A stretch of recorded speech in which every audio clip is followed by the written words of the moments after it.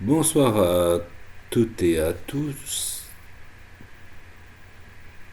Bien, avec les miracles de la technologie que je ne maîtrise toujours pas, je vais vous parler des manipulateurs. Les manipulateurs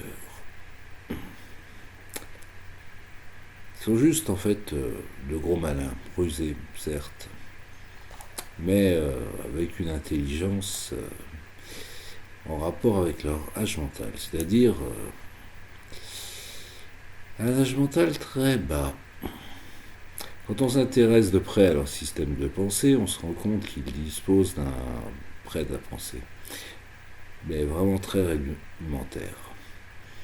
Composé d'idées toutes faites, de logique binaire, tout ou rien, maintenant ou jamais, réussi ou raté, de lieux communs et d'avis péremptoires qu'ils assènent comme étant leur pensée profonde. Ensuite, on constate qu'ils sont intellectuellement paresseux et qu'ils disposent d'un vocabulaire limité. Pourquoi se fatiguer à apprendre le nom des arbres ou des oiseaux? Bien sûr, ça ne sert à rien. Un arbre, c'est un arbre et un oiseau reste un oiseau. Effectivement. Ils ne font pas non plus l'effort de retenir les prénoms des gens, pas même ceux de leurs propres enfants et petits-enfants. Et parfois on découvre même qu'ils sont incapables de s'extraire du réel et qu'ils refusent l'imaginaire, n'ayant pas accès au symbolique et à l'affectif. Ils ne peuvent pas rêver en dehors de leur fantasme primitif de perfection. C'est également la raison pour laquelle ils n'ont aucun humour. Leur norme mentale est banale, l'ordinaire.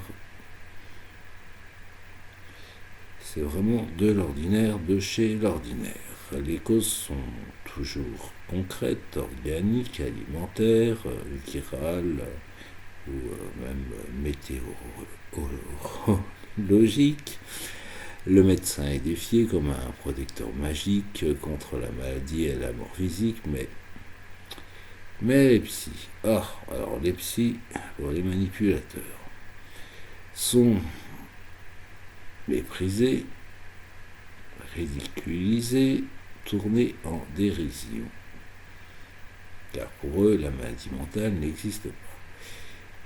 Et j'adore quand j'interviens dans les groupes de Facebook et oh mon Dieu, un psy. Alors là, on pourrait peut-être constater ou observer où sont les manipulateurs dans ces groupes-là et pourquoi ça les gêne autant de se confronter à un psy. La question se pose, peut-être soulevée et très intéressante. Donc, ayant eux-mêmes une pensée sans affect et sans état d'âme, ils pensent qu'il suffit de faire un effort, tout est question de volonté. Leur faux air de philosophe blasé et revenu de tout cache une culture souvent hyper superficielle. Les gens vraiment cultivés sont simples, modestes et tolérants. Les manipulateurs ont un ton méprisant et se moquent volontiers de l'ignorance des autres, adorant les faire passer pour des imbéciles, mais leurs propres connaissances sont médiocres, bien qu'ils prétendent maîtriser leur sujet. Lorsqu'on écoute attentivement, même si les termes peuvent paraître savants au premier abord, le discours reste creux, vide et volontairement obscur. Entièrement mise au service de leur technique de manipulation, leur intelligence n'est utilisée que pour concevoir un système de pensée imperméable aux critiques et aux remises en cause, aux remises en question. Il est donc impossible de discuter rationnellement avec les manipulateurs. Il arrive malgré tout qu'ils aient un QI très élevé, mais comme ils n'ont aucune aptitude à la joie de vivre, au bonheur, à l'intimité, ni même à une communication simple et authentique, peut-on vraiment appeler ça de l'intelligence? Parce que si on en revient au QI, le QI égale QR plus QE, c'est-à-dire quotient relationnel plus quotient émotionnel, ce qui n'est pas leur cas. Alors, ils ont souvent un discours assez hypnotique, et c'est assez vrai en ce qui concerne tout ce côté hypnotique. Les manipulateurs se complaisent dans le flou, les généralités, les euphémismes ou même les énormités, les propos à double sens, les demi-vérités, les erreurs délibérées, mais aussi dans les interprétations, les insinuations et les médisances qui sont leurs armes de prédilection, leurs armes préférées. Ils chercheront toujours à embrouiller les choses au lieu de les clarifier. Leur discours est décousu, inquiétant et plein de sous-entendus venimeux. Ils sautent du coq à l'âne, ne finissent pas leurs phrases, utilisent des formulations ambiguës, ça saoule, ça embrouille. Bon, tout ça, c'est fait pour vous prendre la tête et arriver à leur fin, donc à vous manipuler. C'est en fait la même technique qu'utilisent les magiciens ou un certain... Comment il s'appelle? Ça commence par un M déjà. Et il fait de l'hypnose de spectacle. Bon. Lors d'un tour de magie, la mise en scène, le boliment, la jolie collaboratrice, très sexy, pailletée, foulard de couleur vive, que les magiciens agitent sous notre nez, servent juste à focaliser, la focalisation qui est un terme d'hypnose, notre attention et leur laisse tout loisir d'effectuer discrètement leur tour de passe-passe et de cacher l'astuce qui rend leur numéro spectaculaire. Et comme je suis formé à l'hypnose ericksonienne, donc capable de repérer les attitudes et discours hypnotiques, je dois dire que les manipulateurs m'épatent. Par leur connaissance intuitive, sans aucune formation quelconque, et par cette dextérité instinctive qu'ils ont à générer des états de conscience modifiés chez leurs interlocuteurs. Et ça, c'est assez fort. Comme exemple, ils vont vous dire des phrases du genre tiens, en fait, quand on s'est vu mardi, Loïc, le problème, c'est qu'il y a une erreur de date. Vous ne vous êtes pas vu mardi, mais mercredi. Le besoin humain de rectifier l'erreur va occuper une partie de votre esprit pendant la conversation. Avant qu'on se quitte, il ne faudra pas que j'oublie de dire un truc important. Et tout ça, c'est fait pour, évidemment, bien faire bugger votre cerveau. Pourquoi ne pas le dire tout de suite, simplement pour rendre un de vos cadeaux sensoriels en attente de cette information et le mettre ainsi hors service pour le reste de la conversation. Et là, vous êtes dans un état où vous êtes complètement barré ailleurs. Et le manipulateur, lui, il en profite. Chacun a ses difficultés, n'est-ce pas? Mais c'est l'amitié qui compte. Tu vois ce que je veux dire? Waouh! Non. Si elle arrive comme un cheveu sur la soupe, ce qui est leur spécialité, cette phrase qui semble obscure, à soi est un os arrangé pour votre mental. Qu'a-t-il voulu dire? Rien, probablement, mais ça va vous distraire de la conversation en cours et vous faire cogiter à un bon moment. Par exemple, au fait, j'ai lu ton petit rapport sur la réunion. Globalement, c'était plutôt pas mal fait. Oh, là, subtilement méprisant, cette phrase ne peut que révolter intérieurement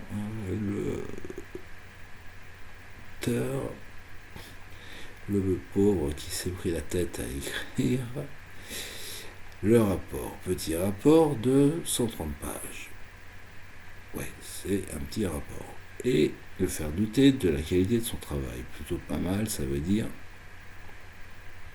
Pas terrible. Et pourquoi globalement, qu'est-ce qui cloche dans ce que j'ai fait? De cette façon, l'attention est éparpillée délibérément. De plus, au milieu de ce fracas de phrases décousues, incomplètes, contradictoires, circule un discours venimeux constitué de déni, de mépris, de menaces pures. C'est ce qui génère un malaise, une sourde inquiétude chez les interlocuteurs qui, n'étant pas formés à l'hypnose, ne peuvent pas capter ces mécanismes. Pour remarquable qu'elle soit, leur maîtrise de l'hypnose est plutôt inconsciente car située dans le registre des réflexes de survie. Brouiller les pistes, ne peut prendre la responsabilité de ce qu'ils disent, intimider l'autre sont autant de moyens pour essayer de garder le contrôle d'un monde qui en fait les effraie. Selon Milton Erickson, fondateur de l'hypnose ericksonienne, l'hypnose indirecte est un procédé accessible à un enfant de 2 ans. Donc vous voyez à qui vous avez affaire. Un enfant de 2 ans. Il raconte ainsi avoir été spectateur d'une scène où une toute petite fille s'est fait offrir le jouet qu'elle convoitait dans une vitrine sans avoir eu à le demander verbalement. En revanche, en ce qui concerne la complexité de leur communication, elle est bien plus limitée que ce que l'on croit. Il s'agit de gens immatures, peu intelligents et intellectuellement paresseux.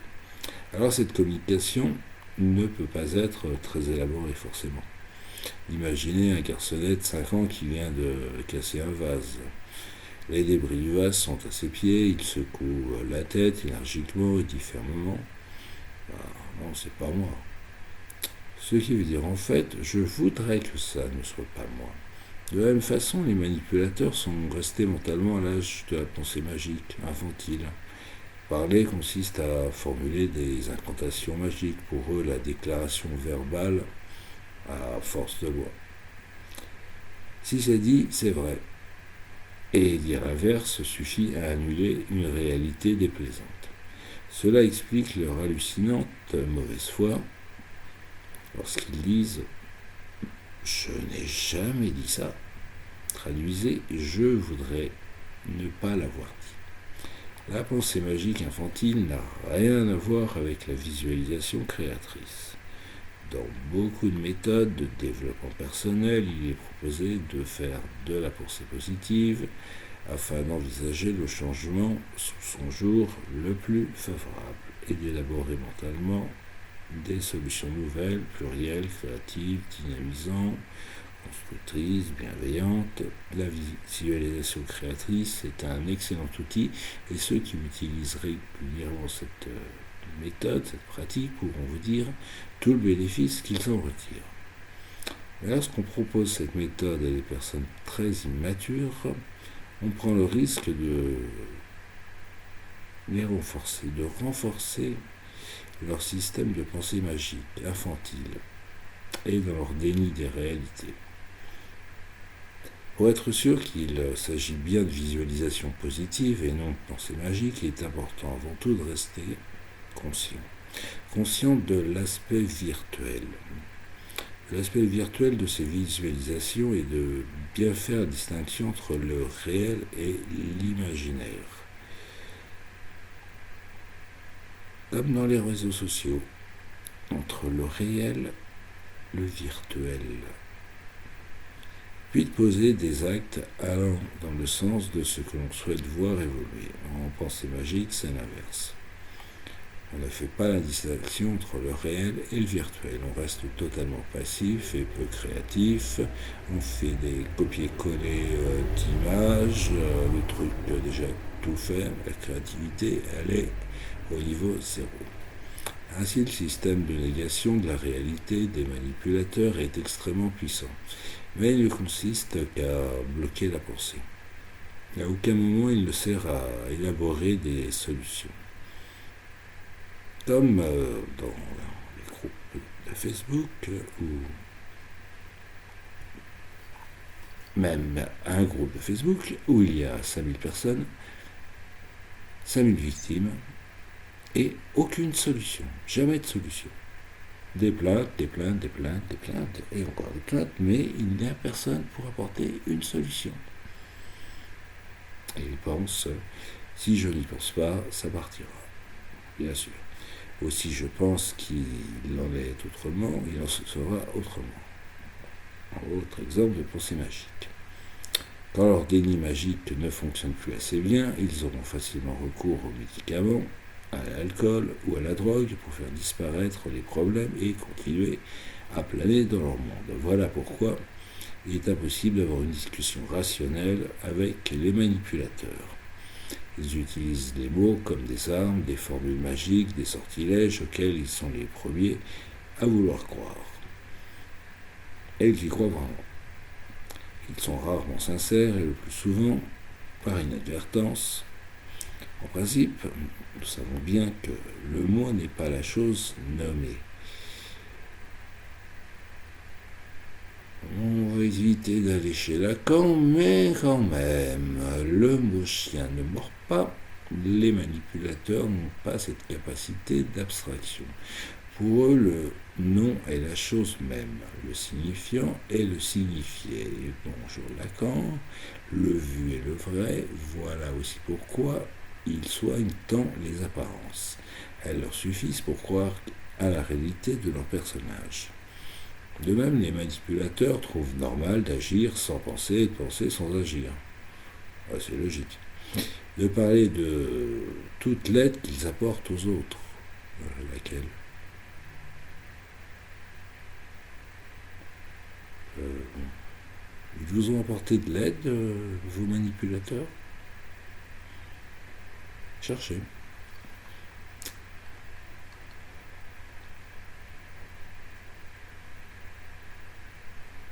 Vous avez trouvé? Non. Non, parce que ça n'existe pas. Bon. Ils pensent agir sans parler. Pourquoi agir? De parler de toute l'aide qu'ils vont vous apporter, tout en ne faisant rien du tout. Ils n'établissent pas de connexion entre les paroles prononcées et les actes posés. Le simple fait de dire équivaut pour eux à avoir fait. Voilà, j'ai pensé avoir déplacé la chaise, donc j'ai déplacé la chaise. Mais la chaise n'a pas bougé. Waouh! On se croirait dans un spectacle de... On ne va pas le nommer, hein? Il est assez connu comme ça. Mais l'écart entre le discours et l'action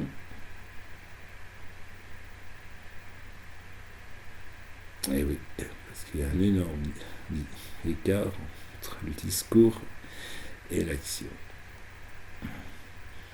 N'est pas si inconscient que ça. Et peut-être complètement ou pleinement calculé. Surtout lorsqu'ils se retrouvent confrontés à une situation entre le besoin de protéger leur image et leur refus d'agir. Les mots restent, comme d'habitude, la seule solution. C'est ainsi qu'une mère manipulatrice a osé dire à sa fille hospitalisée « Tu diras à tout le monde que je suis passé te voir à l'hôpital. » Ah oui, il faut qu'elle garde une bonne image face aux autres. Les autres ont tellement d'importance. Le regard des autres a tellement d'importance. Et dès qu'on a assez de recul pour ne plus prendre pour argent comptant ce qui est dit, on découvre une communication finalement digne d'un cours de récréation qui peut se résumer en quelques phrases enfantines. D'ailleurs, le terme manipulateur,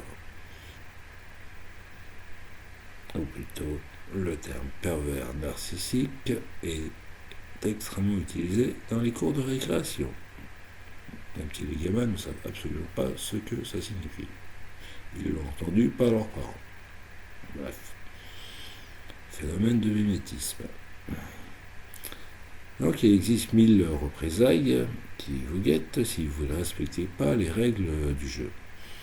Règles du jeu qu'ils ont eux-mêmes édictées et qu'ils remanient sans cesse en mauvais joueurs et en tricheurs dès que les choses risquent de tourner à leur désavantage. Les menaces, les tentatives d'intimidation peuvent aussi décliner en les phrases de récréation. Bon, t'es mort, je vais te tuer, ou puisque c'est comme ça, je vais mourir, et ça sera bien fait pour toi. Ça fait peur. Enfin, ça peut faire peur à certains. Et d'un autre côté, c'est complètement ridicule. La mauvaise foi leur permet de nier toutes les évidences. C'est assez déroutant d'ailleurs. Tant qu'on ne réalise pas qu'ils mentent et mentent effrontément. Ils vous mentent. Dans le même ordre d'idées se retrouvent toutes les composantes de la pensée magique, comme par exemple, même pas mal, on dirait que je serais t'es complètement folle, ou j'allais justement le faire. Vous n'avez pas entendu ces phrases-là? Ça ne vous dit rien? Allez. Ou j'ai dit le premier, nananaire. QI élevé, attention. Et donc, pour vous couper l'herbe sous le pied, ils vous accuseront de ce que vous pourriez leur reprocher. Ils vous traiteront de voleur en vous escroquant, de menteur en vous mentant, de manipulateur en vous manipulant, bien sûr.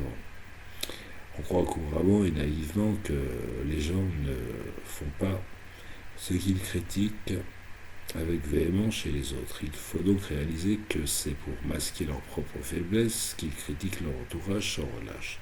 C'est celui qui le dit qui y est. Pourriez-vous rétorquer du tac au tac tant de mécanismes de projection primaires. Et en vous poussant à bout, ils vous extorqueront une promesse irréfléchie, une parole malheureuse ou un acte inconsidéré qu'ils pourront ensuite brandir en preuve irréfutable et définitive de ce qu'ils auront envie de prouver. L'objectif n'étant que de vous piéger, bien sûr. Humilier, ridiculiser, salir, dégrader est leur plaisir favori. Leurs moqueries sont aussi bêtes que méchantes et souvent révoltantes. Même vos malheurs les plus profonds, les plus graves, les plus importants les feront rigoler, exactement comme autrefois dans la cour de récré. Et ils y sont toujours dans la cour de récré, dans leur esprit. Vous avez maintenant une idée assez précise du niveau de complexité du discours des manipulateurs. Des mots vides, des mots creux, des mots enfantins, des mensonges puérils, des menaces en l'air. C'est en essayant de donner de la logique, du bon sens ou de la consistance à ce qui n'en a pas qu'on se fait embrouiller la tête, qu'on se fait embrouiller l'esprit. Aucune parole de manipulateur ne doit être prise au sérieux. Les phrases ne sont pour eux que des armes. Des armes pour blesser, des armes pour vous manœuvrer. Et c'est particulièrement vrai. Mais pour les victimes d'emprise, de leur emprise, et pour certains thérapeutes, malheureusement, l'idée que les manipulateurs puissent n'avoir aucun sentiment positif ni aucune empathie est totalement inconcevable. Alors, leur possessivité maladive est prise pour de l'amour, leur dureté pour de la souffrance, et leur malveillance visiblement délibérée pour de la maladresse. Ben voyons, j'ai pas fait exprès. Pourtant, en refusant d'admettre qu'il puisse exister des gens purement méchants et faisant du mal en toute connaissance de cause, on reste piégé dans un angélisme. Et bienvenue dans le côté fleur bleue, Candide qui fait bien leur affaire, car les manipulateurs utilisent l'affectif comme malheur, et de façon délibérée, de façon bien calculée. Égocentrique ne veut pas dire égoïsme. Il existe des manipulateurs à apparence altruiste, Ils basent leur pouvoir sur les dons de toutes sortes qu'ils s'octroient, ou plutôt qu'ils octroient à autrui, et peuvent se faire une réputation de saint homme, d'épouse ou de mère martyr qui se sacrifie pour les autres. La mise en dette empêche d'être quitte, c'est-à-dire de pouvoir se quitter. C'est donc un excellent moyen d'afféoder l'entourage. L'autopropagande verbale constante verrouille le système. Ils ont gagné leur paradis, assure-t-il 10 fois par jour. Essayez donc de trouver plus bon, plus généreux, plus dévoué qu'eux. Alors, vous n'allez pas trouver. Et avec tout ce qu'ils font pour vous, tout ce qu'ils ont fait pour vous, vous ne vous rendez pas compte. Même si vous insinuez que rien ne les oblige à donner tant et qu'ils pourraient en faire moins. S'ils le voulaient, l'ange se transformera immédiatement en furie. Pour eux, donner n'est jamais gratuit. Tiens, partage, non, il n'est pas gratuit. Ça me fait penser encore à quelqu'un d'autre. Ils attendent toujours un retour. Eh oui. Les attitudes sociales des autres sont pour eux des simulacres visant à se faire accepter, comme des non-croyants dans un lieu de culte. Ils miment avec mépris les simagrées des fidèles, sans y accorder la moindre signification. Eux détestent la gentillesse, cette guimauve poisseuse.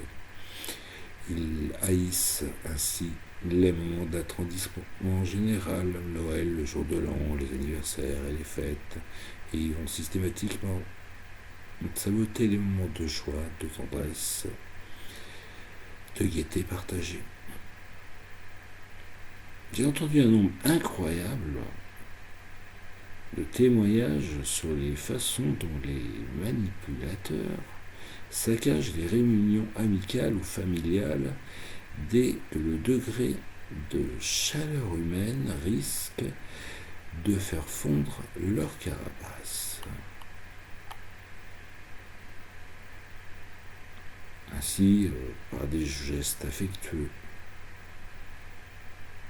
quand ils voient des gestes affectueux.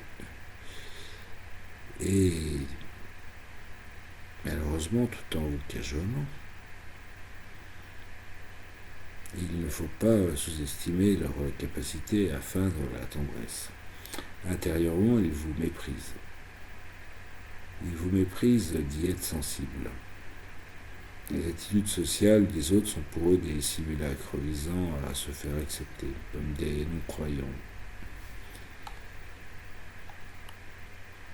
Eh oui, les pauvres.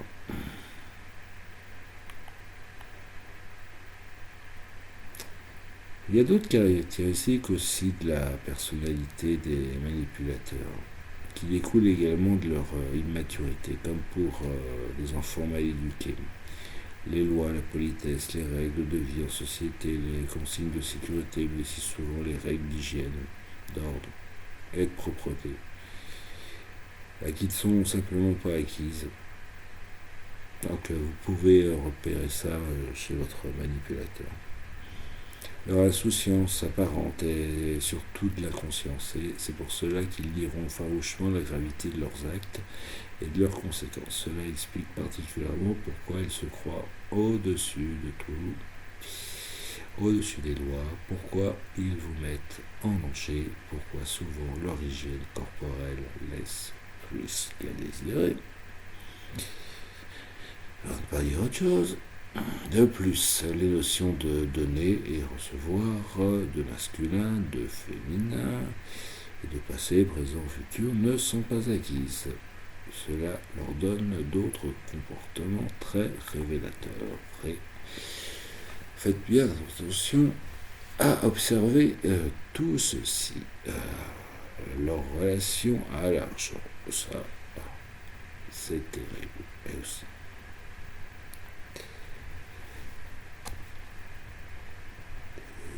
Donc les manipulateurs et l'argent forcez-les à s'acquitter des sommes qu'ils vous doivent, et ils hurleront que vous les volez et que vous cherchez à les assassiner. Même les mères. Les mères divorcées d'un conjoint manipulateur risquant de récupérer une pension alimentaire, et ben là, la pauvre, elle va galérer. Pour leurs enfants, et elles en savent quelque chose. Quel dommage que la plupart d'entre elles se laissent si facilement intimider et que d'ailleurs, pour d'autres domaines, vous vous laissez aussi facilement intimider. L'avarice des manipulateurs, elle est sidérante. Mais alors complètement sidérante. Brutale et sans scrupules, parallèlement, ils sont très efficaces pour vous faire gaspiller et dilapider vos propres deniers. Ça, ils savent le faire, ce n'est pas leur argent. Et éviter que vous soyez financièrement autonome. Mais pas seulement financièrement autonome. Ils vont vous empêcher d'être autonome. Et ainsi prendre le pouvoir. Nombreux sont les hommes manipulateurs qui pressent leurs femmes de rester au foyer dans le seul but de les aliéner. Et j'ai aussi eu des cas inverses où des épouses fortunées ont incité leur conjoint à quitter leur emploi officiellement, pour se consacrer à une activité artistique par exemple, mais surtout pour mieux leur reprocher ensuite de vivre à leur crochet. Ce qui est plus humiliant encore pour un homme que pour une femme. Entre leur rétention d'argent et l'hémorragie qu'ils savent provoquer dans les finances de leurs victimes, on parle d'hémorragie, Covid à l'hôpital, les manipulateurs arrivent. Ils arrivent à faire vivre leur proie dans une pénurie financière artificielle, permanente et épuisante qui les met aussi en grande difficulté lorsqu'elle voudrait s'échapper, lorsque vous avez envie de vous casser. Et c'est sur ceci que je vais arrêter cette vidéo. Donc, par rapport à un manipulateur, faites attention et la prochaine fois, j'essaierai de moins bégayer et de m'en mêler un peu moins les pinceaux.